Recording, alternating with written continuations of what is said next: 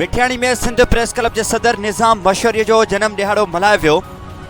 जन्म दिहाड़े की तकरीब प्रेस क्लब में मुनक़िद कई वई।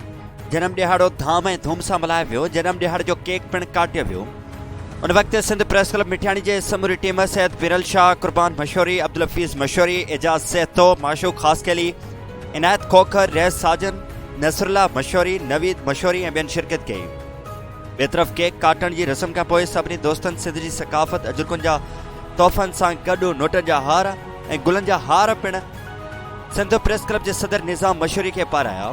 उन मौके ते सिंध प्रेस क्लब के सदर निज़ामुद्दीन मशहूरी खिताब कयो। चयो त मां सभिनी दोस्तनि जो तुराइतो आहियां जन मूंखे जनम दिहाड़े के सिलसिले में बेहद मोहब्बतुनि जो इज़हार कियो आहे। केक पिण काटियो आहे ऐं ख़ुशीअ सां मुंहिंजे जनम दिहाड़े के मल्हायो आहे। असीं बेइंतहा ख़ुशीअ जो इज़हार करियूं पिया।